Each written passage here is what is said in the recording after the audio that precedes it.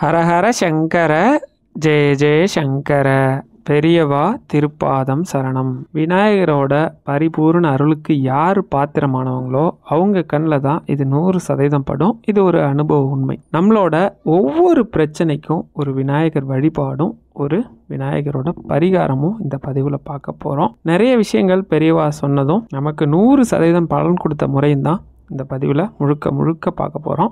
அதாவது பல கோடி மந்திரம் சொல்லி பலனளிக்கல அப்படின்னு சொல்கிறவங்க கூட இதை மனசார ஒரு முறை கேட்டாலே பல கோடி மந்திரம் சொன்ன பலனையும் விநாயகரோட பரிபூர்ண அருளையும் அடைய முடியும். அது பற்றி தான் இந்த பதிவில் பார்க்க போகிறோம். வாங்க பதிவுக்குள்ளே போகலாம். முதல்ல ஒரு விஷயம் சொல்கிறேன். அதாவது இந்த பல கோடி மந்திரம் சொன்ன பலனை கொடுக்கக்கூடியது, இதை ஒரு முறை கேளுங்கன்னு சொல்கிறீங்களே, இது உண்மையா? ஏன்னா மந்திரத்துக்குன்னு ஒரு சக்தி இருக்குது. நீங்கள் சொல்கிற மாதிரி ஏதோ ஒரு விஷயத்த சொல்ல போகிறீங்க, அதை சொல்லும்போது மந்திரத்தை நீங்கள் குறைச்சி சொல்கிற மாதிரி இல்லையா அப்படின்னா இது நானா சொல்லலை. பெரியவா ஒரு டைம் சொல்லியிருக்காங்க. என்னன்னா, ஒரு மனிதனுக்கோ இல்லை நம்ம இருக்கிற சூழ்நிலை எந்த இடத்துல இருந்தால் கூட மரம் செடி கொடிகள் உயிரினம்னு சொல்லக்கூடிய அத்தனைக்கும் இருக்கு இல்லையா, அதுங்க கேட்குற மாதிரியோ இல்லை மற்றவங்க சொல்கிறத நாம கேட்டாலோ இது ஆன்மீகம் சம்மந்தப்பட்ட விஷயம். ஏதோ ஒரு விஷயம் உங்களுக்கு தெரியுது, அதனால யாருக்கும் எந்த பாதிப்பும் இல்லை, ஆனால் நல்ல பலன் தான் கிடைக்கும் அப்படின்னா அது பல கோடி மந்திரம் சொல்லி அடையக்கூடிய விஷயத்த கூட ஒரு 5 நிமிஷம் நீங்கள் அதை கேட்குறதாலேயோ சொல்கிறதாலேயோ கிடைக்கும். இதுக்கு பேர் தான் விஷய தானம் அப்படின்னு. விஷயத்தை தானம் பண்ணுறோம் இல்லையா, ஏதோ ஒரு விஷயத்த மற்றவங்களுக்கு சொல்கிறது ஒரு தானம். இது இருக்கிற தானங்கள்லேயே ரொம்ப எளிமையானது. என்னென்னா, பகவானோட பெருமைகளையும் அவனோட கீர்த்தனைகளை அவனோட பாடல்களை அவங்கள பற்றின நல்ல விஷயங்களை அடுத்தவங்களுக்கு சொல்லி ஒரு நம்பிக்கையை ஏற்படுத்தி கடவுள் நம்பிக்கையை கொண்டு வரதுக்கு பேர் தான் விஷயதானம். இந்த விஷயதானம் எந்த கடவுள் பற்றி வேணால் இருக்கலாம். இதுக்கு நம்ம பல கோடி முறை, அதாவது ஒரு மந்திரத்தை சொல்லி ஒரு பலனை அடைய வேண்டிய சூழ்நிலை நமக்கு இருந்தால் கூட இதை ஒருத்தருக்கு சொல்கிறதாலேயோ இல்லை ஒருத்தர் சொல்கிறத நம்ம கேட்குறதாலேயோ கிடைக்கும் அப்படின்னு சொல்லியிருக்கிறாங்க. நம்ம சாஸ்திரமுமே அதை தான் சொல்லுது. அதனால தான் சொல்லுவேன், நான் நிறைய விஷயத்த ஒரு முறை கேளுங்க அப்படின்னு சொல்லுவேன். சரி, நம்ம எல்லாரும் இன்னைக்கு விநாயகர் சதுர்த்தி விமர்சையாக கொண்டாடி இருப்போம். இந்த பதிவு விநாயகர் சதுர்த்திக்காக மட்டும் இல்லை, விநாயகரை பற்றி சொல்கிறதுக்கு நாளோ நட்சத்திரமோ தேவையில்லை. ஏன் விநாயகர் சதுர்த்தினா அவரோட அருமை பெருமைகளையும் அவரோட சக்தியையும், அப்படி ஒரு நல்ல மனிதர், அதாவது எப்படி சொல்லுவாங்கன்னா, அவரை மனிதருக்கு மனிதர், மகானுக்கு மகான், சித்தருக்கு சித்தர், அதுக்கப்புறம் பார்த்தீங்கன்னா கடவுளுக்கு கடவுள்னுவாங்க. ஏன்னா நீங்கள் எந்த ரூபத்திலையும் வச்சு பார்க்கக்கூடிய ஒரு நபர். அவரை நம்ம மறந்துடக்கூடாது, அவரோட பெருமைகளை நம்ம கொண்டாடணும்னு கொண்டு வரப்பட்ட நாள் தான் விநாயகர் சதுர்த்தி, அவரோட அவதார நாளும் கூட. அதனால தான் நம்ம அதை கொண்டாடுறோம். சரி, ஒரு மனுஷனுக்கும் என்ன இருந்தால் அவனோட பிரச்சனையிலேருந்து வெளியில் வந்துட முடியும் அப்படின்னா, முதல்ல ஒரு மனுஷனுக்கு நல்ல புத்தி இருந்தால் தான் அவன் எந்த பிரச்சனையிலேருந்து வெளியில் வர முடியும். விநாயகர் புத்திக்கான கடவுள். எந்த சூழ்நிலையிலையும் இக்கட்டில் இருக்கிறவனை கூட விநாயகரால் ஒரு நொடியில் காப்பாற்றிட முடியும். சரியா? நம்ம சொல்லும்போது சொல்லுவாங்க, ஆல்பர்ட் ஐன்ஸ்டீன் இருக்கார் இல்லையா, அவர் மூளையோட உண்மையான அந்த சக்தி இருக்கா, அதை 2% தான் பயன்படுத்தியிருக்கிறார் அப்படின்னு சொல்லுவாங்க. நம்ம அவர் அளவுக்கு கூட போல, நம்ம 0.02ன்னு சொல்லுவாங்க, அந்த அளவுக்கு தான் பயன்படுத்துகிறோம் அப்படிங்கிறதுக்கு சொல்லுவாங்க. நம்மளோட சித்தர்கள் 75% பயன்படுத்தியிருக்கிறாங்க அப்படின்னு சொல்லுவாங்க. ஆனால் இதை 100% பயன்படுத்தினது யாரு அப்படின்னா அது விநாயகர் அப்படின்னு சொல்லுவாங்க. விநாயகரோட பெருமைகள் நிறைய சொல்லும்போது சொல்லுவாங்க, ஒரு புத்திக்கான கடவுள். இந்த புத்தியை வச்சு நம்மளோட கஷ்டத்தை போக்கிக்க முடியுமா? எதுக்கு விநாயகரை நம்ம புத்திக்கான கடவுள்னு சொல்கிறோம், எதுக்கு நம்ம அவரை வழிபடணும் அப்படின்னு சொல்லிட்டு ஒரு நம்ம பிரச்சனைக்கு தீர்க்கக்கூடிய ஒரு எளிமையான வழிபாடும் பரிகாரமும் ஒரு கதைக்கு இடையிலையும் நான் இதை தான் சொல்ல போகிறேன். அதை நீங்கள் தெரிஞ்சுக்கலாம். ஒரு தீவிரமான விநாயகரோட பக்தர். இந்த கதையை நீங்கள் வேற மாதிரி கேட்டிருப்பீங்க, இருந்தாலும் கதையோட ஒரிஜினல் இதுதான். இதை விநாயகர் கதைக்கும் சொல்லுவாங்க, அதே மாதிரி பார்த்தீங்க அப்படின்னா விஷ்ணு கதைக்கும் இதை சொல்லுவாங்க. இந்த கதையை ஒரு தீவிரமான விநாயகர் பக்தர் ரொம்ப தீவிரமாக கும்பிடுவார். எப்படின்னா, அவருக்கு விநாயகர் தான் எல்லாமே. அப்படி இருக்கக்கூடிய ஒரு விநாயகரோட பக்தர், ஆனால் ரொம்ப ஏழ்மையில் இருக்கக்கூடியவர். ஆனால் அவர் வாழ்ந்துகிட்டு இருக்க நாட்டில் ஒரு சட்டம் இருக்கு. என்ன சட்டம்னா, யாரு வேணாலும் ராஜாவாயிடலாம். ஆனால் அந்த பதவி 5 வருஷம் தான். அந்த பதவி முடிஞ்ச உடனே அந்த நாட்டோட கடைசியில் இருக்கக்கூடிய ஒரு ரொம்ப அடர்ந்த காடு, மிருகங்கள் மட்டுமே வாழக்கூடியது, ரொம்ப கொடுமையான மிருகங்கள், கொண்டு போய் விட்டால் அடுத்த நொடியே அந்த மனிதன் இருக்க மாட்டான். அதனாலேயே யாருமே அந்த பதவிக்கு ஆசைப்படுறதில்லை. ஏன்னா 5 வருஷம் சுகபோகமாக இருந்துட்டு 6வது வருஷம் செத்துருவோன்றதுக்கு எவன் போவான்? போகிறதே இல்லை. நிறைய நாட்கள் அந்த பதவி இதாக இருக்குது. ஒரு நாள் தண்டோரா போடுறாங்க. இப்போ ரீசெண்டாக இருக்கிறவர் அந்த காட்டுக்கு கொண்டு போய் விடப்பட்டு இறந்து போயிட்டார். அதனால் பதவி காலியாக இருக்குது. விருப்பம் இருக்கிறவங்க வந்து பதவி ஏற்றுக்கலான்னு தண்டோரா போடுறாங்க. அப்போ இவர் கோவிலிருந்து குளிச்சுட்டு மேலே வந்து விநாயகரை வலம் வந்துட்டுருக்கார். இவர் எப்படின்னா எல்லாமே விநாயகர் அப்படிங்கிறதுனால மானசீகமாக விநாயகர் கூடயே பேசுவார். அவருக்கு ஏதாவது வேணும், மனசில் ஏதாவது குறை இருக்குன்னா சொன்னார்னா இதாகிடும். ஆனால் இந்த சமயம் வந்து அவர் எதுவுமே கேட்கல. அப்போ விநாயகர் வந்து ஒரு சில விஷயத்தை இவர்கிட்ட சொல்கிறார். நீ போய் பதவி ஏற்றுக்கணும்னு சொல்லி சில குறிப்புகள்லாம் சொல்லி விட்டுறாரு. உடனே இவர் போய் ஏற்றுக்கிறார். ஊர் மக்கள்லாம் ஒரே ஆச்சரியம், வீட்டிலலாம் அழுகுறாங்க. இல்லைப்பா வேணாம், நீ ஒரே பையன், ரொம்ப பார்த்து பார்த்து வளர்த்துருக்கோம் உன்னை, 5 வருஷம் நீ நாட்டுக்கு ராஜாவாக இருப்ப, ஆனால் என்ன ஆகிடும், 6வது வருஷம் நீ இருக்க மாட்ட, வேணாம்ப்பா அப்படின்லாம் சொல்கிறாங்க. அவர் அதெல்லாம் மீறி போயிடுறார். போயிட்டு 5 வருஷம் சுகபோகமான வாழ்க்கை, ராஜ பதவியை சரியாக பயன்படுத்தி என்னென்ன செய்யணுமோ நாட்டு மக்களுக்கு எல்லாம் செஞ்சுட்டார். அவரோட பதவி காலம் முடிஞ்சு கரெக்டாக 6வது வருஷம் வரப்போகுது. இப்போ அவரை கொண்டு போய் அந்த காட்டுக்கு, அந்த ஓரத்தில் இருக்க காட்டில் கொண்டே விட போகிறாங்க. இப்போ படகுல அவர் ஏறி அந்த ஆற்றை கடந்து அந்த பக்கம் இருக்கக்கூடிய காட்டுக்கு போகணும். படகை பார்த்தோன்னே ஒரு டென்ஷன் ஆகிறார். ஒரு ராஜா போகிற படகா இது, படகை முதல்ல மாற்றுங்க அப்படின்னதும் படகை மாற்றிடுறாங்க. அப்போ வந்து படகு ஒட்டி ரொம்ப ஆச்சரியமாக பார்க்குறாரு. என்னடா அது, கொஞ்சம் கூட இன்னும் கொஞ்சம் நேரத்தில் இறந்து போயிடுவோன்ற பயமே இல்லாமல் இருக்கிறானே அப்படின்னு சொல்லிட்டு என்ன கேட்குறாரு, என்னப்பா சிம்மாசனம் இது, ஒரு ராஜா உட்காந்து போகிற மாதிரியா இருக்குது, முதல்ல அதை தூக்கி போட்டுட்டு நல்ல சிம்மாசனம் அழகாக கொண்டு வாங்க, என்னோட சிம்மாசனத்தை கொண்டு வாங்கினது. சிம்மாசனம் போட்டு உட்காந்த உடனே படகு ஒட்டிக்கு வியப்பு. ஏன்னா ஒவ்வொரு முறையும் இந்த மாதிரி பதவி முடிஞ்சு கொண்டு போய் விடுறவங்கள இவர் எத்தனையோ பேரை பார்த்துருக்கிறார். எவனுமே இவ்வளோ சந்தோஷமாக போனது கிடையாது. ஒவ்வொருத்தனும் கதறி அழுவான், என்னை விட்டுருங்க, எங்கேயாவது போய் பழச்சிக்கிறேன் அப்படி இப்படின்னு சொல்லி கதறி அழுவான். ஒரு சில பேர் அங்கே போய் இறக்க போகிறத நினச்சி முன்னாடியே ஹார்ட் அட்டாக்லலாம் இறந்து போனவங்களாம் இருக்கிறான். அதனால் வந்து அவருக்கு வந்து ஒரே வியப்பு, என்னடா அது ஆச்சரியமாக இருக்குது, ஒருத்தன் வந்து ரொம்ப சந்தோஷமாக அங்கே போகிறானே அப்படின்னு சொல்லிட்டு அங்கே போய் சேர போகிற நேரம், ஐயா உங்ககிட்ட ஒன்று கேட்கணும், கொஞ்சம் கூட நீங்கள் இறந்து போயிடுவோன்ற அந்த எண்ணமே இல்லாமல் ரொம்ப சந்தோஷமாக இருக்கீங்களே, எப்படி இது, எப்படி இந்த சாத்தியம் அப்படின்னதும் அப்போ அந்த ராஜாவாக இருக்கக்கூடிய அந்த இளைஞன் சொன்னாராம், நான் பதவி ஏற்றுக்கிட்ட உடனே முதல் வருஷமே 1000 சிறந்த வில்லாளிகள் அதாவது இந்த காட்டில் இருக்கக்கூடிய ரொம்ப கொடுமையான மிருகங்கள்லாம் வேட்டையாட சொன்னேன். 2வது வருஷம் அந்த நிலப்பரப்பை சீர் பண்ணக்கூடிய விவசாயிகள் அனுப்பினேன். 3வது வருஷம் நல்ல கட்டிட வேலை செஞ்சு கட்டிடங்களை எழுப்பக்கூடிய திறமையான கட்டிட கலைஞர்கள் அனுப்பினேன். 4வது வருஷம் ஒரு அரசை நிறுவக்கூடிய என்னோட நல்ல மந்திரிகள் அமைச்சர்கள்லாம் இருப்பாங்களா, அவங்களாம் அனுப்பியிருக்கேன். 5வது வருஷம் எனக்காக ஒரு நாடு தயாராகிடுச்சு. இப்போ வந்து இங்கே கடுமையான மிருகங்களோ என்ன திங்கக்கூடிய மிருகங்களோ இல்லை, அதுக்கு பதிலாக இங்கே ஒரு அரசு காத்துக்கிட்டு இருக்கு. இந்த 5 வருஷம் அரச பதவியை விட்டு இப்போ இங்கே இன்னொரு அரசனா முடிசூட போகிறேன். என்கிட்ட ஒன்னே ஒரு குறை தான் இருக்குது, எனக்கு ஒரு நல்ல படகோட்டி இல்லை, நீ வேணா சேர்ந்துக்கிறியா. இது வந்து கேட்கும்போது கதையா விசித்திரமா இருக்கலாம். ஆனா வந்து விநாயகரோட பெருமையை சொல்லும்போது சொல்லுவாங்க. ஏன்னா விநாயகர் அவர்கிட்ட சொல்லி அனுப்பிச்சதே தான். பதவியில் இருக்கிறவங்க நினைச்சா என்ன வேணா செஞ்சுக்கலாம். ஆனா இதுக்கு முன்னாடி இருந்த யாருக்கும் அது வந்து தோணலை. இந்த மாதிரி அங்க இருக்கிற மிருகங்களை வேட்டையாடிட்டு இங்கேயும் இப்படி ஒரு அரசை நிரூபிக்கலான்னு தோணலை அப்படின்னு சொல்லுவாங்க. அந்த அளவுக்கு வந்து விநாயகரோட அந்த புத்தி கூர்மை, இந்த புத்தி கூர்மை இல்லாம தான் நம்மளால பல பிரச்சனையிலேருந்து வெளியில வர முடியல. நம்ம சேனலை தொடர்ந்து பார்க்கக்கூடிய அம்மா ஒருத்தங்க இருக்கிறாங்க. நான் அவங்கள்ட்ட ரீசெண்டாக பேசினேன். நான் வந்து விநாயகருக்கு வெள்ளம் வச்சு வழிபடுற ஒரு வழிபாடு சொல்லியிருந்தேன். அதாவது விநாயகரை நினைச்சிட்டு வெள்ளத்தை தானம் பண்ணி ஒரு வழிபாட்டு முறை. அது என்னன்னு நானே சொல்றேன் பின்னாடி தெரியும். ஒருவேளை புதுசா பாக்குறவங்களா இருந்தீங்கன்னா, ஒருத்தர் வந்து தற்கொலை பண்ணிக்கலாம், நான் வந்து எந்த தொழில் பண்ணாலும் எதை எடுத்து பண்ணாலும் வந்து சரி வரல, அப்படி தற்கொலை பண்ணிக்கலாம் அப்படின்ற சூழ்நிலையில அவர்கிட்ட அந்த அம்மாட்ட பேச ஆரம்பிச்சப்ப அவங்க சொன்னாங்களாம், கொஞ்சம் கொஞ்சமா அவங்களுக்கு வந்து நல்ல விஷயங்களை சொல்லி இதெல்லாம் பண்ணு அப்படின்னு சொல்லிட்டு. அன்னைக்கு நான் போட்டிருந்த இந்த வீடியோவை பார்த்துட்டு நான் போட்டிருந்த இந்த வீடியோவில் இருக்க விஷயத்த சொல்லி இதை கூட நீ செய்ப்பா, உனக்கு நல்ல பலன் கொடுக்கும் அப்படின்னு சொல்லியிருக்காங்க. அவரும் என்ன பண்ணியிருக்காரு, கிட்டத்தட்ட பல வருஷமா அவர் எந்த தொழில் பண்ணாலும் நஷ்டம்தான், பெரிய விஷயம் பண்ண முடியல, ஏன்டா இருக்கிறோம் இந்த வாழ்க்கையை முடிச்சுக்கலாம் அப்படின்ற நிலைமையில இருந்தவர். அது ஒன்றும் பெரிய விஷயம் கிடையாது. அதாவது நம்மளால பெருசா தானம் பண்ண முடியலனா கூட ஒரு சின்ன வெள்ளத்துண்டு இருக்கு இல்லையா, அதை பொதுவாக வெள்ளத்தை தனிமா கொடுக்க கூடாது, கொஞ்சமா பச்சரிசி சேர்த்துக்கிட்டா நல்லது, பச்சரிசி மாவு சேர்த்துக்கிட்டா நல்லது. முடியாட்டி கூட கொஞ்சோண்டு வெள்ளம் என்ன பண்ணணும்னா விநாயகரை மனசார பிரார்த்தனை பண்ணிட்டு ஏதாவது ஒரு எறும்பு புத்து, அதாவது கருப்பு எறும்பு இருக்கு பார்த்தீங்களா, அது வந்து வெள்ளத்தை விரும்பி எடுத்துக்கும். அப்படி இருக்கிற அந்த கருப்பு எறும்பு இருக்கிற இடத்துல கொண்டே வச்சுட்டீங்கன்னா பல ஆயிரம் எறும்புக்கு வந்து நீங்க சாப்பாடு போட்ட புண்ணியம் கிடைக்கும். அதுதான் அந்த பரிகாரம் நான் சொல்லியிருந்தது. அதை அவர் பண்ணியிருக்காரு. பண்ண உடனே அன்னைக்கே அவங்க சகோதரி வந்து ஒரு 2 தங்க காயின் கொடுத்து இதை வச்சு ஏதாவது பண்ணிக்க அப்படின்னு சொன்னதான் அவர் என்ன பண்ணியிருக்காருன்னா 2 காயினை கொண்டு போய் நம்ம அம்மாட்ட கொடுத்துட்டு இதுக்கு ஈடான பணத்தை எனக்கு கொடுங்களேன், நான் வெளியில கொண்டு போய் கொடுக்க விரும்பல அப்படின்னது. சரி, அவங்களும் சரின்னு அதை கொடுத்துருக்காங்க. அதை வாங்கி அவரு போயிட்டு ஒரு மாடு வாங்கிட்டு வந்துட்டாராம். மாடு வாங்கிட்டு வந்து நான் பால் கறந்து அதை வச்சு வியாபாரம் பண்ண போறேன் அப்படின்னு சொன்னதும் ஃபர்ஸ்ட் இவங்க அக்கா 2 காயின் தானே கொடுத்தாங்க, அதை வச்சு அவன் எதுவும்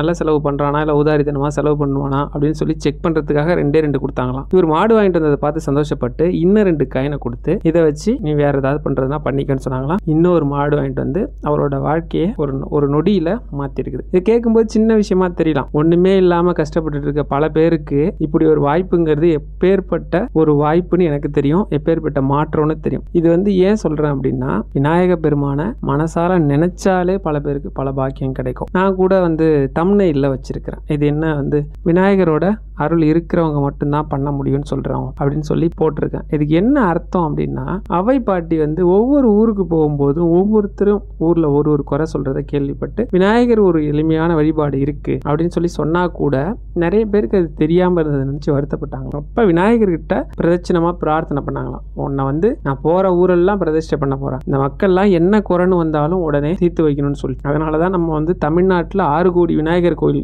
இருக்கு அப்படின்னு சொல்லுவாங்க. 6 கோடி விநாயகர் கோயிலுங்கிறது கோவிலா இருக்கிறது மட்டும். நான் இந்த குளக்கரையில, ஆத்தங்கரையில, அரச மரத்தடியில இப்படி இருக்கிற விநாயகரை சொல்லல. கோவிலா சின்ன சின்னதா இருக்கு பாத்தீங்களா, அதுவே 6 கோடி இருக்குன்னு சொல்லுவாங்க. அப்படி விநாயகர் இருக்காரு. அப்படி இருந்து கூட எத்தனை பேர் விநாயகர் வழிபாடு பண்றாங்க நீங்க நினைக்கிறீங்க? ஒரு 100 பேர் எடுத்துக்கிட்டீங்கன்னா ஒரு 25 பேர் பண்ணுவாங்க. இதை நான் சொல்லல, அவையே சொல்றாங்க. ஏன்னா சில பேரோட கர்ம பலன் வந்து கடவுள் பக்கத்திலே போக விடாதான். அப்படிப்பட்ட சூழ்நிலை இருக்கவங்க கூட உன்னை தேடி ஒரு முறை வந்தா நீ அவங்களுக்கு கருணை காட்டணும்னு சொல்லி நமக்காக முன்னாடியே பிரார்த்தனை பண்ணிட்டு போயிருக்கு அந்த நல்ல உள்ளம். இதுல விநாயகர் வழிபாடு நம்மளோட வாழ்க்கையை ஒரு நொடியில மாத்துங்கிறதுல நீங்க எந்த ஒரு சந்தேகமும் எடுத்துக்க வேண்டாம். ஏன்னா அவை பாட்டி வந்து விநாயகர் பூஜை பண்ணிட்டு இருக்காங்க. பூஜை பண்ணிட்டு இருக்கும்போது எப்படின்னா நம்மள மாதிரிலாம் அவசர அவசரமாலாம் பண்ண மாட்டாங்க. ஒரு அருகம்புல்லா எடுத்து விநாயகருக்கு வந்து சாத்தி விநாயகர் அகவல்னு ஒரு அருமையான பாடலை நமக்கு கொடுத்துருக்காங்க. நம்ம வாழ்க்கையில அதை சொல்ல சொல்ல வாழ்க்கை மேலும் மேலும் மேன்மை அடைஞ்சிட்டே போய் கடைசியில விநாயகரையே சரணாகதி பண்ணிட முடியும். அப்படி ஒரு அருமையான பாடல். அதை சொல்லி வழிபாடு பண்ணிட்டு இருக்கிறப்ப சுந்தரர் வந்து கைலாயம் போறதுக்கு, ஏன்னா சிவபெருமான் என்ன பண்றாருன்னா அவரோட பக்தியில மயங்கி வெள்ளை யானை இருக்கு இல்லையா, அதாவது நம்ம வந்து ஐராவதம்னு சொல்லுவோம், அந்த யானை அனுப்பி அவரை கூச்சிட்டு வர சொல்றாங்க. கூடயே சேரமான் அவரோட நண்பர் வந்து பறக்கும் குதிரை, வெள்ளை குதிரையில இப்போ 2 பேரும் ஆகாய மார்க்கமா வந்துட்டு இருக்காங்க. வந்துட்டு இருக்கும்போது கீழே பார்த்தா அவை பாட்டி வந்து விநாயகர் ஒருவோட சிலைக்கு பூஜை பண்ணிட்டு இருக்கதை பார்த்தோன்னே ஒரு நொடி நிப்பாட்டி அவை பாட்டி இந்த மாதிரி நாங்கள் கைலாயம் போறோம், நீங்க வரீங்களா அப்படின்னு கேட்டதும் அப்ப வந்து அவங்களுக்கு போகணும்னு ஆசை தான் இருந்தா கூட விநாயகர் பூஜை அவங்களுக்கு ரொம்ப முக்கியம். விநாயகர் பூஜையை இல்லப்பா நான் முடிச்சுட்டு தான் வரணும், கொஞ்சம் காத்திருக்க முடியுமான்னு கேட்டா இல்ல எங்களுக்கு இப்பவே நேரம் ஆயிடுச்சு, நாங்க கைலாய தரிசனம் பார்க்கணும்னு சொல்லிட்டு அவங்க கிளம்பிடுறாங்க. இவங்களுக்கு கொஞ்சம் வருத்தம் தான் இருந்தாலும் அதை பத்தி கண்டுக்காம இவங்க பூஜையை பொறுமையா முடிச்சுட்டு விநாயகர்கிட்ட ஒரு கோரிக்கை வைக்கிறாங்க. என்ன கோரிக்கை அப்படின்னா இந்த மாதிரி கைலாய தரிசனம் பார்க்கணும். சரின்னு பார்த்தா விநாயகர் அந்த கோரிக்கையை ஏத்துக்கிறார். கரெக்டா இவங்க 2 பேரும் வெள்ளை குதிரையிலையும் வெள்ளை யானையிலையும் போய் கைலாயத்துல இறங்கி உள்ள நுழைஞ்சா அவை பாட்டி தரிசனம் முடிச்சுட்டு வெளியில வந்து அப்படி உட்காந்தாங்க. என்ன பாட்டி எப்படி நீங்க வந்தீங்க, எப்படி எங்களுக்கு முன்னாடி வந்திருக்க முடியும், பறக்கும் குதிரை ஐராவதத்துல வந்து நாங்களே இப்பதான் வரோம், நீங்க எப்படி வந்ததும் அப்ப அவங்க சொன்னாங்களாம், இல்ல விநாயகர் கிட்ட வந்து பூஜையை முடிச்சுட்டு என்னோட கோரிக்கையை வந்து கைலாயம் போகணும் அப்படின்னு சொன்னேன். உட்கார்ந்த இடத்துல அப்படியே தும்பிக்கையால தூக்கி என்ன கைலாயத்துல விட்டாரு. இது கேட்கும்போது கதை மாதிரி நினைக்காதீங்க, உண்மையா நடந்தது. இது மாதிரி பல பேர் வாழ்க்கையில பல ஆச்சரியங்களை பண்ணியிருக்காரு. ஒரு சகோதரி சொன்னாங்க, என்ன சொன்னாங்க அப்படின்னா, எனக்கு வந்து கஷ்டம் எப்பெல்லாம் ரொம்ப பண கஷ்டம் இருக்குதோ அப்பெல்லாம் நான் என்ன பண்ணுவேன் அப்படின்னா பெரியவா சொன்ன ஒரு விஷயத்த ஃபாலோ பண்ணுவேன். எப்பவுமே கணேசா கணேசா கணேசான்னு 3 தடவை சொன்னாலே நம்மளோட பெரிய பிரச்சனைகள்லாம் போகும். நான் இந்த மந்திரத்தை கணேசா கணேசான்னு எவ்வளோ நேரம் என்னால் சொல்ல முடியுமோ சொல்லி எனக்கு பணம் வேணும்னு கேட்பேன், உடனே கொடுப்பாரு. எனக்கு அர்ஜென்ட்டா ஒரு 10,000 தேவைப்பட்டப்ப கொடுத்தாரு. இதே போல என் பொண்ணுக்கு ஃபீஸ் கட்டுறதுக்கு 23,000 ரூபா மறுநாளே எனக்கு உதவி கிடைச்சது. அதனால நீங்க வந்து இந்த விஷயத்தையும் சொல்லுங்க அப்படின்னு கமெண்ட்ல போட்டிருந்தாங்க. அதே போல நீங்க வந்து விநாயகர் வழிபாடு எதுவுமே பண்ண தெரியல, ஆனா வந்து எனக்கு வந்து மந்திரம் சொல்றதோ வழிபாடு பண்றதோ தெரியல, வேற ஏதாவது சொல்லுங்க அப்படின்னா அதுக்கும் ஒரு வழி இருக்கு. நீங்க பொதுவா விநாயகருக்கு இருக்கிறதுல எளிமையான முறை, அதுல இது ரொம்ப சுலபமான முறை சொல்றேன். ஒரு திங்கக்கிழமை, எந்த திங்கக்கிழமையா வேணா இருக்கலாம், அது சதுர்த்தியோட சேர்ந்த திங்கக்கிழமையா இருந்தா ரொம்ப விசேஷம். காலையில எப்ப சூரிய உதயம்னு பாருங்க, சூரிய உதயத்திலிருந்து 1 மணி நேரம். இன்னைக்கு வந்து திங்கக்கிழமை 6:05க்கு சூரிய உதயம்னா 7:05 வரைக்கும் ஃபர்ஸ்ட் ஓரை சந்திர ஓரை வரும். இந்த சந்திர ஓரையில வெறுமனே போய் விநாயகரை தரிசனம் பண்ணிட்டு ஒரே ஒரு சிதறு தேங்காய், அவருக்கு வந்து அருகம்புல் ரொம்ப பிடிக்கும், இந்த அருகம்புல் சாத்தி வழிபடுறது ரொம்ப ரொம்ப விசேஷமான ஒரு விஷயம். எதை கேட்டாலும் கொடுப்பார். இப்படி அருகம்புல்லை சாத்திட்டு கையில ஒரு தேங்காய், சிதறு தேங்காய் கொண்டு போங்க. கையில வச்சுக்கிட்டு உங்க பிரார்த்தனை என்னவோ சொல்லி அந்த சிதறு தேங்காயை போட்டு வந்துருங்க. அடுத்து ஒருவேளை நீங்க சதுர்த்தியில சொல்லியிருந்தீங்கன்னா அடுத்த சதுர்த்தி அது தேய்பிரையோ வளர்பிரையோ வரத்துக்குள்ள நடக்கவே நடக்காதுங்கிற பெரிய பெரிய விஷயம்லாம் உங்களுக்கு ஆச்சரியமா நடக்கும். சரி, இந்த அருகம்புல் சாத்துறதுன்னு ஒரு வழிபாடு இருக்கு இல்லையா விநாயகருக்கு, அது எப்படி வந்ததுன்னு தெரியுமா உங்களுக்கு? அது ஒரு அருமையான கதை. என்ன அப்படின்னா, அனலாசுரன், நான் ரொம்ப வந்து ஷார்ட்டாவே சொல்றேன் கதை. அனலாசுரன் ஒரு அசுரன் ரொம்ப வந்து தேவர்களையும் மற்றவங்களையும் தொல்லை பண்ணிட்டு இருக்கான். இவங்க சிவபெருமான்கிட்ட போறாங்க. என்ன அவங்களோட பெரிய பிரச்சனைனா, எந்த ஒரு ஆயுதமும் அவன் முன்னாடி வேலை செய்யாது. ஏன்னா எந்த ஆயுதமும் அவனோட அனல் முன்னாடி தாக்கு பிடிக்க முடியல. அதனால சிவபெருமான்கிட்ட போனது. சிவபெருமான் சொன்னாரு, இதுக்குன்னே அவதாரம் பண்ண ஒருத்தர் இருக்கிறாரு, கணபதியை நீங்க போய் பாருங்க, அவர்கிட்ட போனீங்கன்னா தான் சரின்னதும் என்ன பண்றாரு, நேரா போய் கணபதி கிட்ட சொல்றாங்க. பிள்ளையார் நம்மள்கிட்ட சொன்னோடனே சரி அதுக்கு என்ன செஞ்சிடறேன் அப்படின்னு சொல்லிட்டு, ஏன்னா இப்ப ஆயுதம்லாம் அவர் எதுவுமே எடுக்கல. அவர் என்ன பண்றாரு,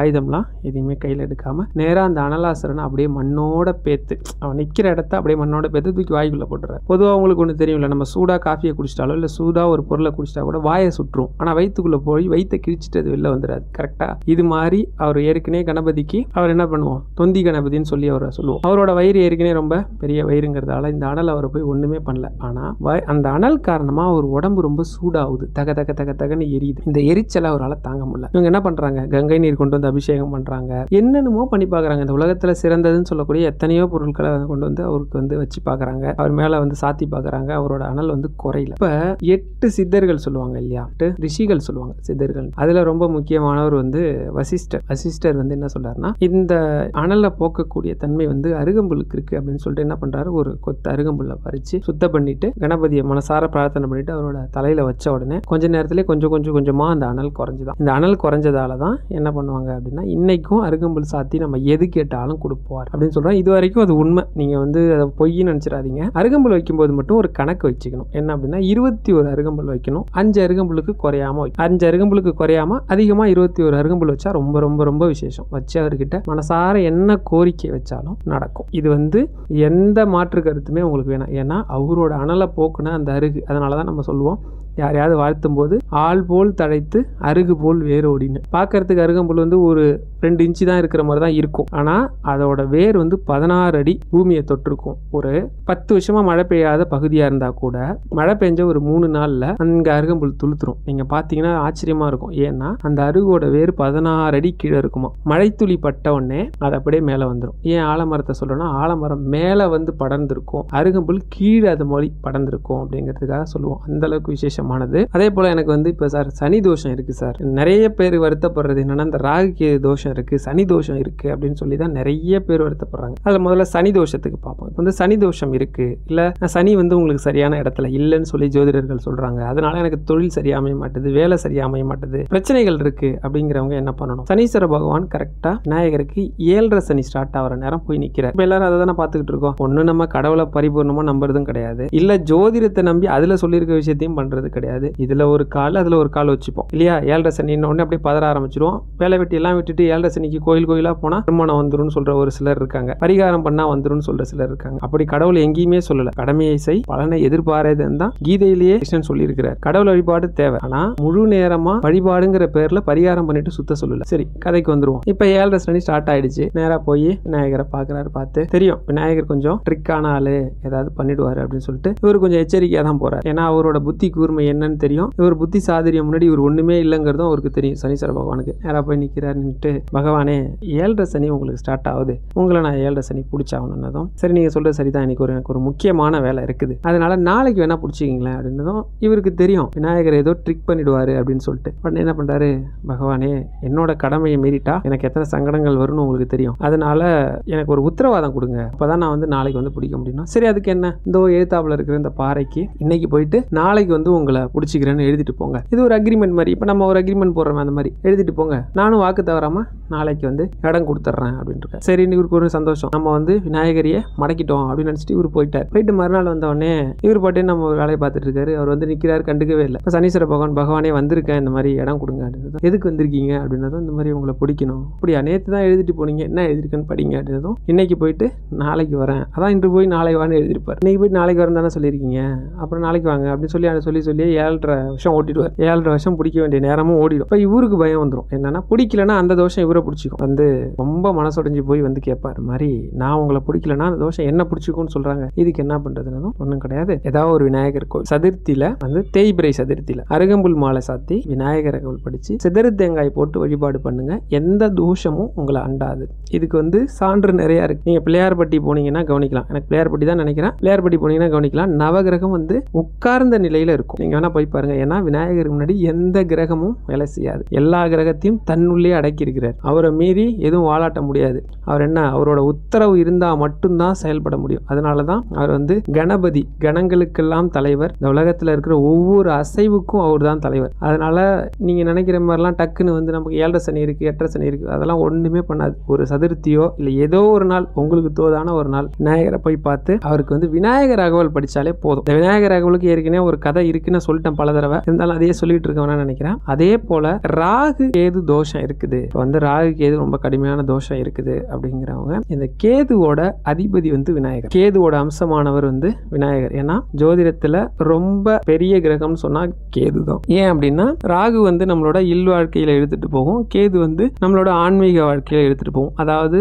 ராகு வந்து பந்த பாசம் குடும்ப வாழ்க்கையில நம்மளை உழல வைக்கக்கூடியவர், கேது வந்து நம்மளை அதையெல்லாம் தாண்டி ஞான நிலைன்னு சொல்லக்கூடிய மோட்ச வாழ்க்கைக்கு எடுத்துட்டு போகக்கூடியவர். இது ரெண்டுமே வந்து நமக்கு இருந்தாதான் நம்ம வாழ்க்கையை நடத்த முடியும். இது இல்லாம நடத்த முடியாது. அதனாலதான் நீங்க பார்த்திருப்பீங்க, சின்ன வயசுல கல்வி, அப்புறம் திருமணம், அப்புறம் வந்து குடும்ப வாழ்க்கை, அதுக்கப்புறம் வந்து துறவரம்னு சொல்லி ஒரு படிநிலையை நம்மளோட ஆன்மீகம் வச்சிருக்கு. அந்த காலத்து கதைகள்லாம் பார்த்தீங்கன்னா கேள்விப்பட்டிருப்பீங்க. பஞ்ச பாண்டவர்கள்லாம் என்ன பண்ணாங்க அப்படின்னா கடைசியா வந்து எல்லாத்தையும் திறந்துட்டு தர்மன் சொல்லக்கூடிய வழியில நடந்து போய் இறைவன் அடைஞ்சாங்கன்னு இருக்கும். குந்தி தேவி மற்றவங்க எல்லாருமே வனவாசம் மேற்கொண்டு தன்னோட வாழ்க்கையோட இறுதி காலத்தை அங்கேயே கழிச்சு முக்தி அடைஞ்சாங்க. இப்படிதான் நீங்க கதையெல்லாம் படிச்சிருப்பீங்க. இது எல்லாமே என்ன சொல்லும் அப்படின்னா குறிப்பிட்ட வயது வரை குடும்ப வாழ்க்கை, அதுக்கப்புறம் ஆன்மீக வாழ்க்கை. இந்த ஆன்மீக வாழ்க்கைக்கு இருக்கக்கூடிய கிரகம் வந்து கேது. இந்த கேது என்ன பண்ணும்னா நீங்க எதை அதிகமா விரும்புறீங்களோ அதை கட் பண்ண முயற்சி பண்ணும். அப்பதான் நீங்க என்ன பண்ணுவீங்கன்னா விரக்திக்கு போவீங்க. விரக்தி நிலை வந்தாதான் உங்களுக்கு வந்து அடுத்தடுத்த படிநிலையான கடைசி மோட்சங்கிற நிலையை அடைய முடியும். விரக்தி இல்லாத ஒரு மனிதன் வந்து சந்தோஷமா வாழ்ந்துட்டு இருக்கவன் கடவுளை பத்தியோ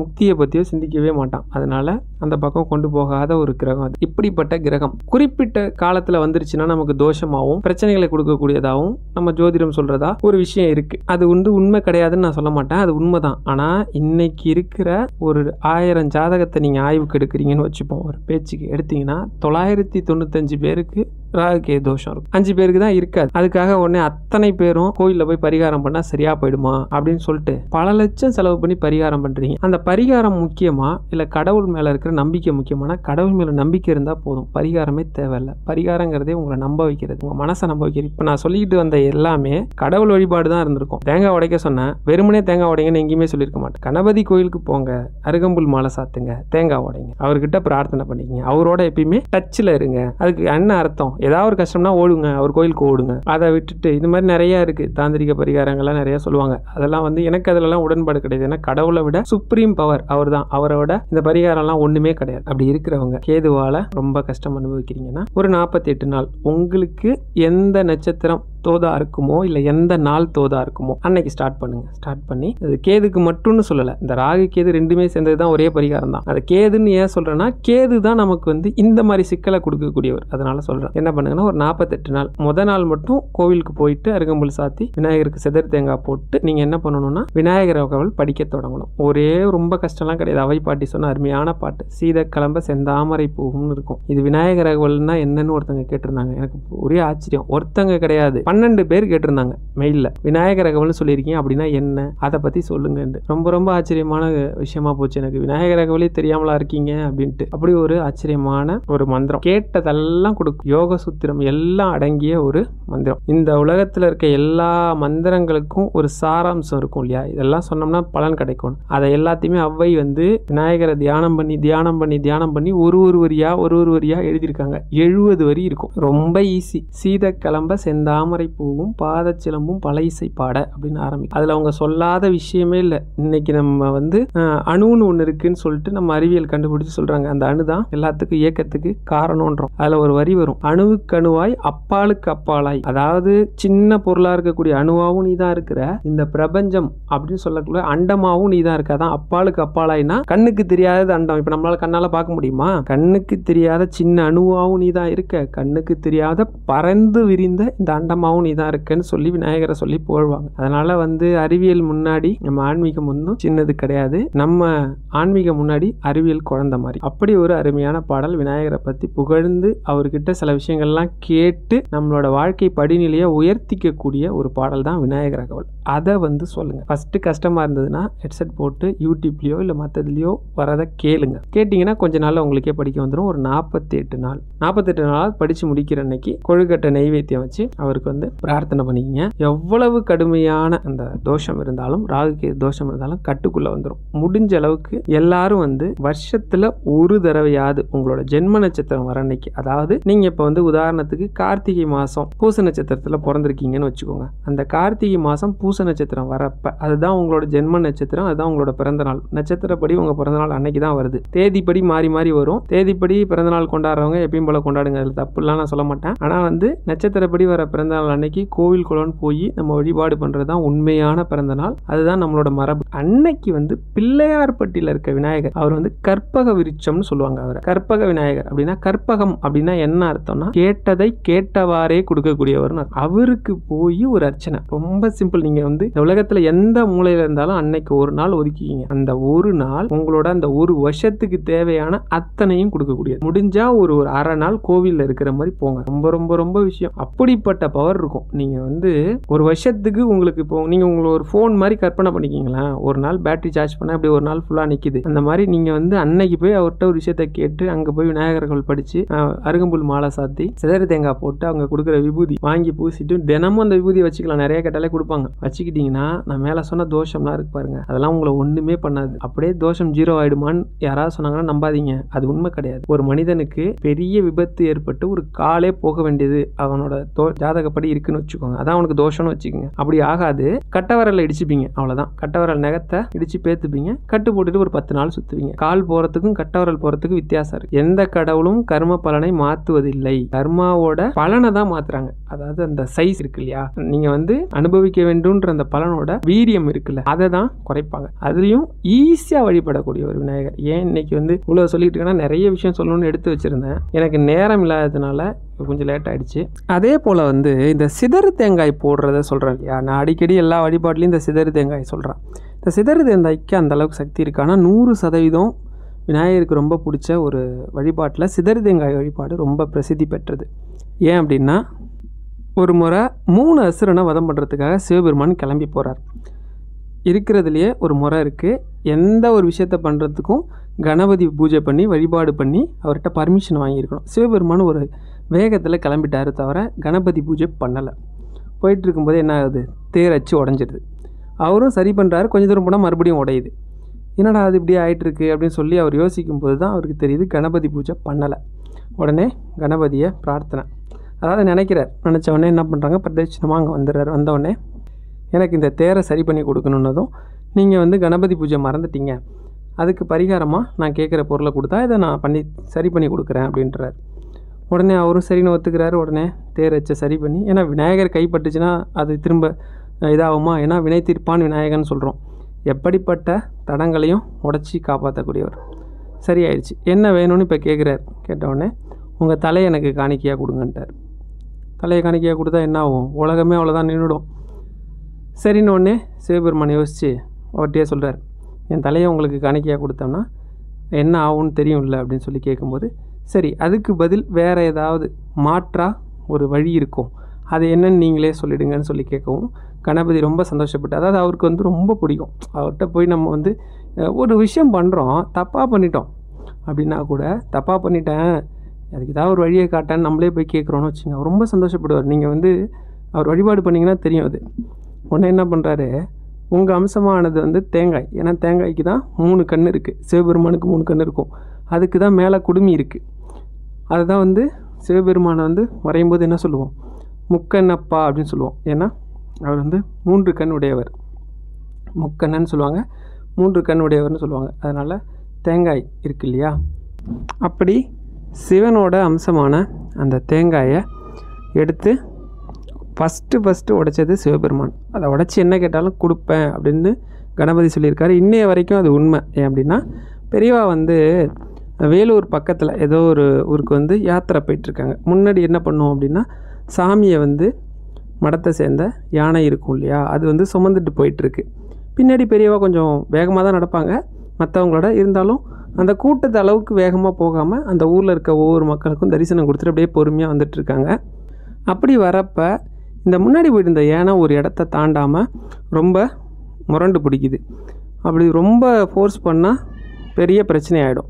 அதனால் அவங்க என்ன பண்ணுறாங்கன்னா, அதை பெரியவாவுக்கு அந்த விஷயத்த சொல்லிடுறாங்க. நேராக பெரியவாவுக்கு அந்த விஷயம் தெரிஞ்சதும் பெரியவா வந்துடுறாங்க. வந்து பார்த்தா யானை ஒரு இடத்த விட்டு நகர மாட்டுது, நம்ம கொஞ்சம் ஃபோர்ஸ் பண்ணோம்னா அது வந்து பெரிய பிரச்சனை ஆகிடும்னதும் பெரியவா வந்து யானையை பார்த்தோன்னே யானை அப்படியே சாந்தமாகுது. ஏதோ 2 பேரும் கண்ணாலே பேசிக்கிற மாதிரி இருக்குது. கொஞ்சம் நேரம் கழிச்சு பெரியவா அது முரண்டு பிடிச்ச இடத்த வந்து சுத்தம் பண்ணுங்க அப்படின்னு சொல்லி சுத்தம் பண்ணப்போ அங்கே வந்து ஒரு ஸ்ரீசக்கரம் இருக்கு இல்லையா, சாமியோட அம்சம் பொருந்திய சக்கரங்கள் சிலது வடிவமைக்கப்பட்டிருக்கு.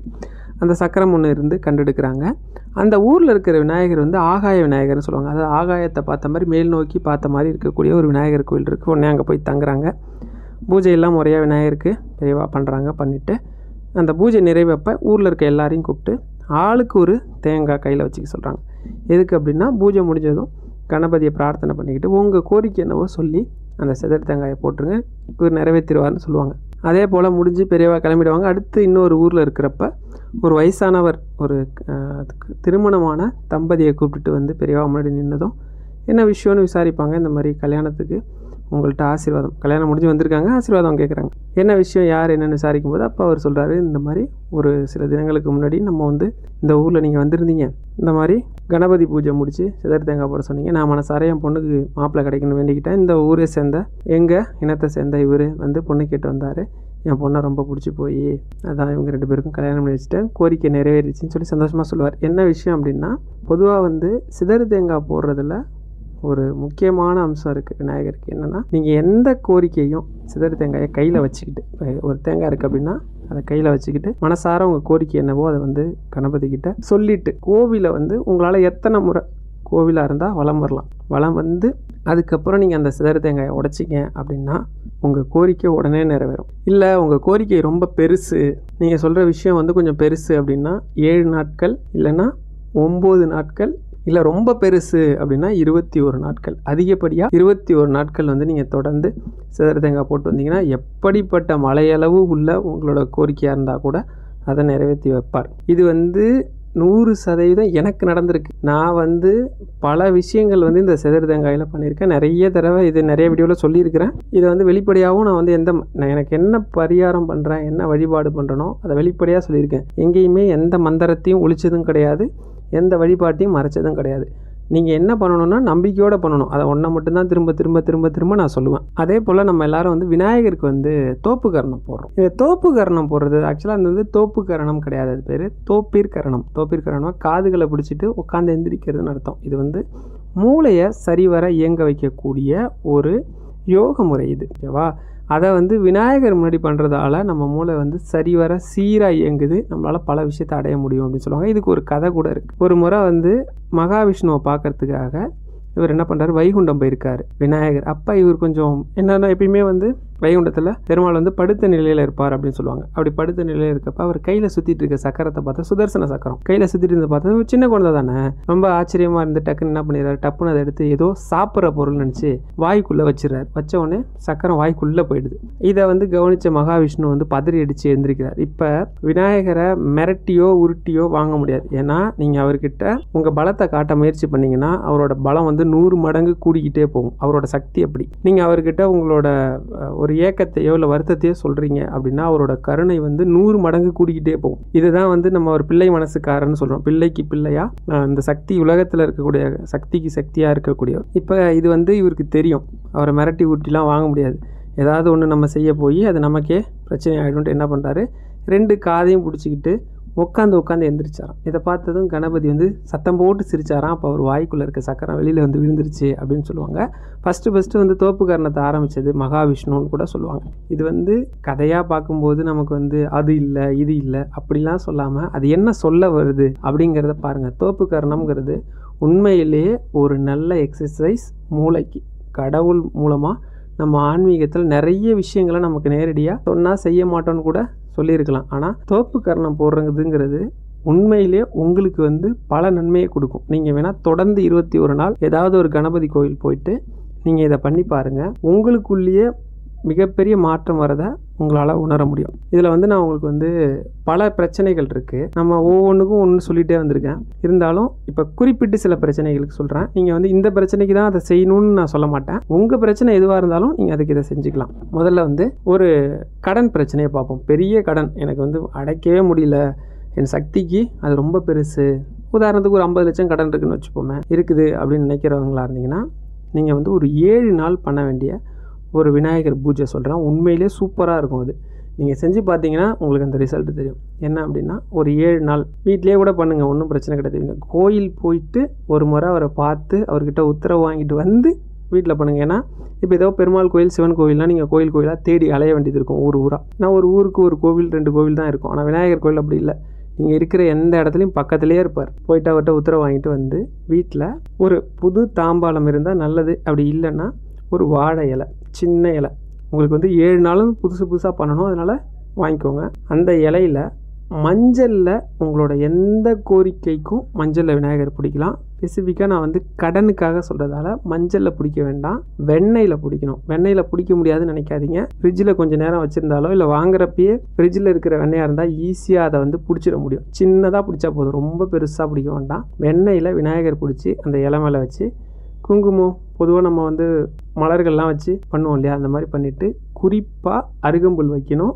ரொம்ப முக்கியமான விஷயம். 2வது நெய்வேத்தியம் ஏதாவது வைக்கணும். நீங்கள் வந்து இந்த 7 நாளும் உங்களால் முடியும்னா கொழுக்கட்டை பண்ணுங்கள், இல்லைன்னா உங்களால் முடிஞ்ச ஏதோ ஒரு நெய்வேத்தியம், அது சாப்பாடாக கூட இருக்கலாம், பாலாக கூட இருக்கலாம், இளநியாக இருக்கலாம், எதுவாக வேணால் இருக்கலாம்.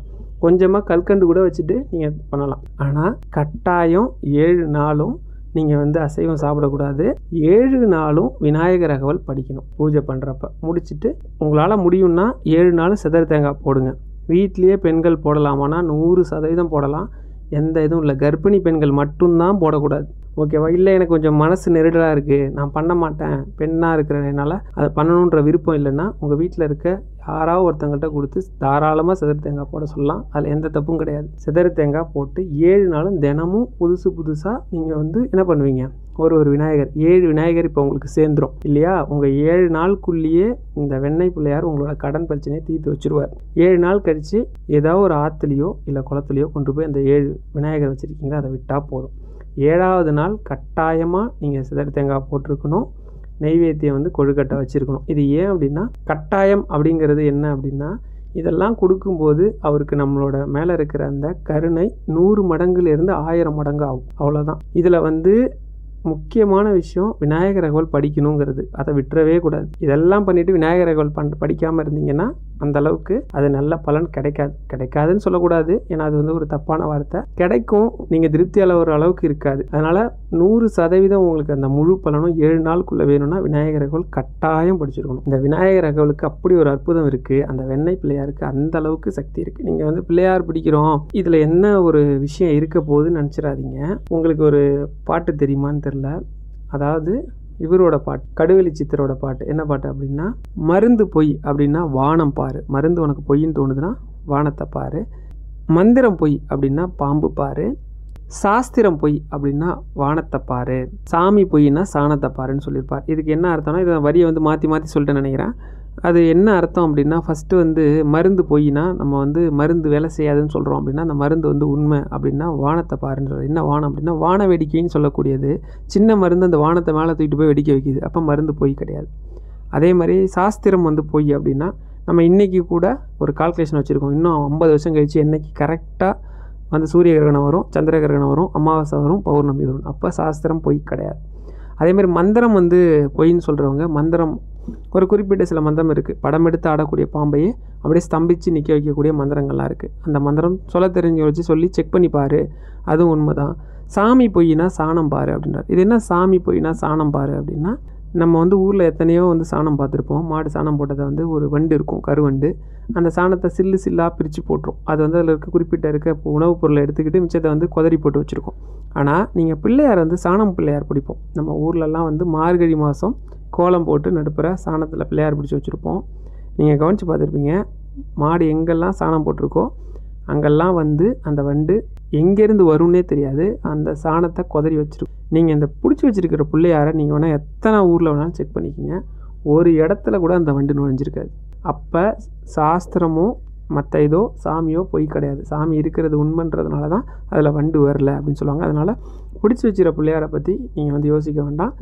வெண்ணெய் பிள்ளையார் இல்லை, நீங்கள் மற்ற விஷயமா இருந்தால் மஞ்சள் பிள்ளையார் பிடிக்கலாம். நான் சொன்ன மாதிரி அதே வழிபாடு தான். மற்ற ஏதோ கோரிக்கை கடன் இல்லாமல் உங்களுக்கு ஒரு வீடு அமையணும், மற்ற ஏதாவது அமையணும், வேறு ஏதாவது வேணும், வேலை வேணும் அப்படின்னா நீங்கள் வந்து மஞ்சளில் பிள்ளையார் பிடிச்சி வச்சு வழிபாடு பண்ணலாம்.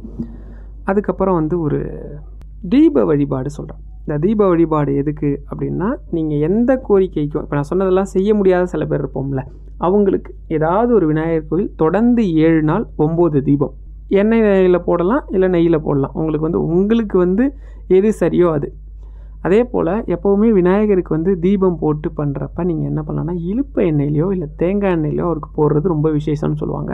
அதை முயற்சி பண்ணுங்கள். ஏன் இலுப்ப எண்ணெய் அப்படின்னா, இந்த இலுப்ப எண்ணெய் இருக்கு இல்லையா, அது வந்து கரி பிடிக்காது. பொதுவாக இந்த இலுப்ப எண்ணெயில் தீபம் ஏற்றுறோம் அப்படின்னா, இப்போ பொதுவாக ஒரு விளக்கு ஏற்றுறோம் அப்படின்னா என்ன ஆகும், சுற்றி வந்து கரி படியும் இல்லையா. அந்த இலுப்ப எண்ணெய்க்கு வந்து ஒரு சக்தி இருக்குது, கரி ரொம்ப படியாது. அதுவும் இல்லாமல் அது வந்து போக்குறது ரொம்ப ஈஸி. அதோடு இல்லை, அந்த இலுப்ப எண்ணெய்க்கு நிறைய வந்து சக்தி இருக்குது. நம்ம அந்த சுற்றி இருக்கிறோம், அந்த இலுப்ப எண்ணெயோட தீபத்தை சுற்றி இருக்கோம்னா நிறைய விஷயங்களை நம்மளால் உள்வாங்கிக்க முடியும்னு சொல்லுவாங்க.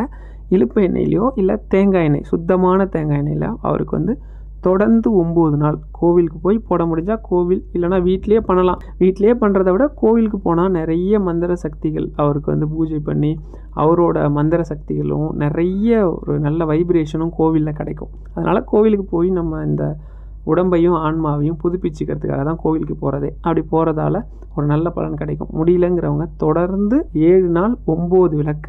ரொம்ப அதிகமான கஷ்டம் இருக்குது அப்படின்னா 21 விளக்கு. பெரியவாட்ட ஒரு பக்தர் வந்து மாள முடியாத விஷயம்லாம் சொல்லிகிட்டே வருவார். அடுக்கடுக்காக சொல்லிட்டு வருவார். பெரியவா வந்து சரி, அதனால் என்ன, நீ தான் செக்கு வச்சுருக்க. அவர் வந்து செக்கு வச்சுருப்பார். அது எண்ணெய் ஆடுற செக்கு இருக்கு இல்லையா, அதுலேருந்து கொஞ்சம் எண்ணெயை தானம் பண்ணி தினமும் ஊரில் இருக்க கோயிலுக்கு தினமும் தீபம், உன்னால் முடிஞ்ச தீபத்தை ஏற்றிட்டே வா அப்படின்னு சொன்னதும் பல சிக்கலை சொல்லுவார் அவர். இது பிரச்சனையாக இருக்குது, இது பிரச்சனையாக இருக்குது, இது பிரச்சனையாக இருக்குது. அடுத்த முறை வரப்போ நிறைய விஷயங்கள்லாம் வாங்கிட்டு குடும்பத்தோடு சந்தோஷமாக வருவார். என்ன உன் பிரச்சனையெல்லாம் தீர்ந்துருச்சு போலையே அப்படின்னதும் அப்போ ரொம்ப சந்தோஷமாக சொல்லுவார், ஆமாம் பெரியவா இந்த மாதிரி அப்படின்னு. அப்போ தான் சொல்லுவாங்க என்ன அப்படின்னா, தீபத்துக்கு வந்து ரொம்ப சக்தி இருக்குது. அந்த விளக்கு அப்படிங்கிற வார்த்தைக்கே நம்மளோட பாவத்தை விளக்கும், கர்மாவை விளக்கும், நம்மளோட கஷ்டத்தை விளக்கும். இதெல்லாம் விளக்கக்கூடியது. நம்மக்கிட்ட எதெல்லாம் வந்து தேவையில்லையோ அதெல்லாம் விளக்கக்கூடிய சக்தி விளக்குக்கு இருக்குது. ஏன்னா இருளை போக்கி ஒரு ஒளியை கொண்டு வரக்கூடிய சக்தி வந்து விளக்குக்கு தான் இருக்குது. இந்த விளக்கில் நவகிரகத்தோட தத்துவமே இருக்குது. இந்த நவகிரகத்தையும் ஒருங்கே கொண்டு வந்து நம்ம பூஜை முறை வைக்கிறது வந்து விளக்கில் இருக்குது. அதனால தான் விளக்கு ஏற்றி வழிபடுறது ரொம்ப விசேஷம். அது விநாயகருக்கு விளக்கு ஏற்றி எது கேட்டாலும் கொடுப்பார். கடைசியாக வந்து ஒரு 2 மந்திரம், ரொம்ப சக்தி வாய்ந்த மந்திரம். நம்ம மேலே சொன்னதெல்லாம் முடியல அப்படிங்கிற பட்சத்தில் மந்திரம் சொல்லி வழிபாடு பண்ணலாம். இப்போ ஏற்கனவே நான் வந்து விநாயகர் அகவல் சொல்லியிருக்கிறேன். இருந்தாலும் நம்மளோட மன கஷ்டம், நம்மளோட பல கஷ்டங்களை போக்கக்கூடிய சில மந்திரங்களை சொல்கிறேன். பொதுவாக வந்து வருமானம், பணம் சம்மந்தப்பட்ட பிரச்சனைக்கு ஒரு மந்திரம் இருக்குது. ஓம் ஸ்ரீம் க்ரீம் க்ளீம் க்ளம் கம் கணபதியே வரவரத சர்வஜனமே வசமாயை ஸ்வாகா. இவ்வளோதான். இதை நான் வந்து டிஸ்கிரிப்ஷனில் கொடுத்துட்றேன். உங்களுக்கு ஸ்லைடில் போட நேரம் இருக்கான்னு தெரியல, அதுக்காக சொல்கிறேன். இல்லை கமெண்ட்லேயும் கொடுத்துட்றேன். அதுக்கடுத்து இன்னொரு மந்திரம் இருக்குது. அதே சக்தியுடைய மந்திரம் தான் ஓம் கம் கணபதியே நமக.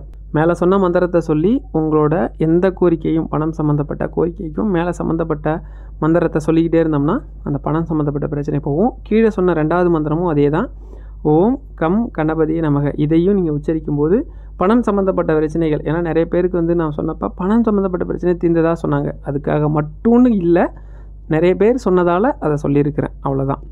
அதுக்கப்புறம் அகத்திய பெருமான் சொன்னேன். அதாவது இருக்கக்கூடிய அத்தனை கணபதிக்கும் ஒரு மூல மந்திரம் சொல்லியிருக்கிறார்.